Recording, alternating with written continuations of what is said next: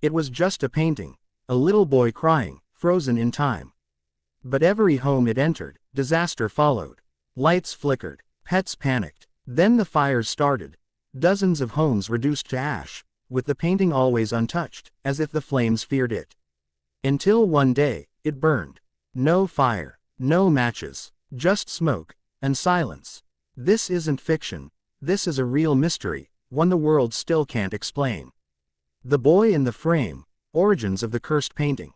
It began in the ashes of war-torn Italy, where grief, fear, and superstition swirled in the air like smoke.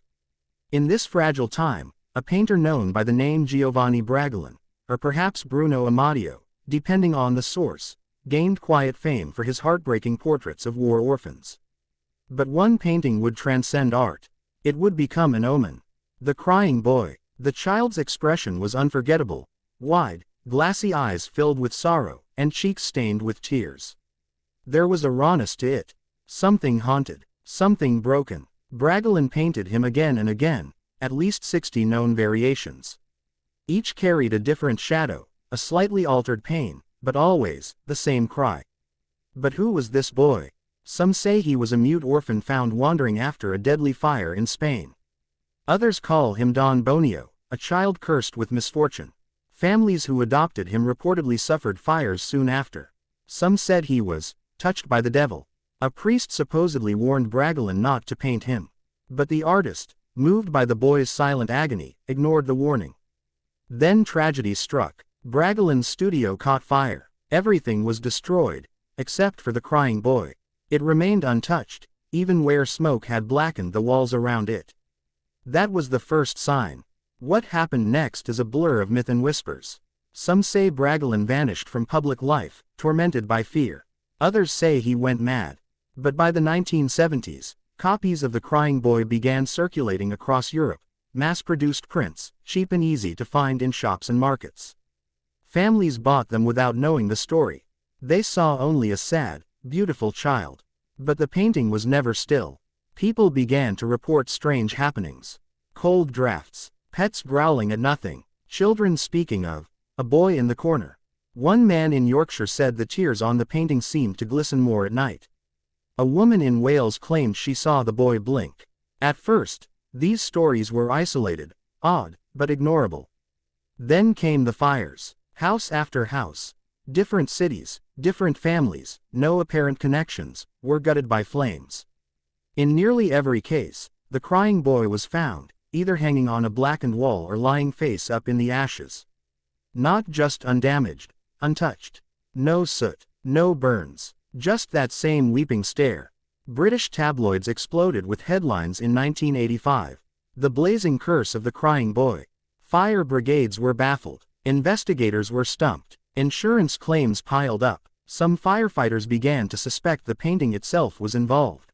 A few even refused to enter homes where the painting was spotted. One veteran said, it was the only item left. Over and over. Furniture gone. Family pictures gone. But him. He always survived. This wasn't art. This was a warning. The survivors. Stories. Fires. Fear. And a final burn. As the media fed the fear, more stories surfaced, each more chilling than the last. And through them all, the Crying Boy remained the unexplainable centerpiece. In Liverpool, a single mother named Jackie hung the painting in her dining room. Within a month, her daughter fell seriously ill with pneumonia. Their dog died suddenly. One night, Jackie woke to find the curtains on fire. No candles, no cigarettes. The fire brigade saved the home. And once again, the painting was untouched. Jackie burned it in her yard the next day. But the flames went out before it was destroyed. The next night, her neighbor's garage mysteriously caught fire. In London, a firefighter named Ron Hall gave an interview to The Sun. He recalled over a dozen fires where the painting was recovered intact. We'd find it just lying there, sometimes even face up, clean. It's not normal. It's not right. He refused to allow the painting into his own home. He believed something darker was attached to it, something that couldn't be stopped by water or reason. One woman in Essex claimed her copy moved in the night. She heard tapping sounds from the wall. She started sleeping with the light on.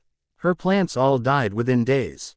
The night she tried to throw it in the trash, she found the frame sitting upright in her hallway the next morning. Her husband burned it with petrol. The painting flared into blue flames, and then reappeared in their attic the next week. Stories like these multiplied. In 1986, a mass burning event was organized. Over 2,500 prints of the crying boy were incinerated in a bonfire. People wept as they tossed the images in, some from relief, some from fear. A priest blessed the crowd, asking for peace. But a cold wind blew through the crowd as the fire roared, and many said they heard a child's cry in the smoke. But the strangest part, the curse didn't end. In 2010, a Madrid family reported an incident no one could explain. They owned a rare copy of The Crying Boy, an original Bragolin. They'd kept it in a storage room for years. No power, no wires, no heat. One morning, they opened the door to find thick black smoke pouring out.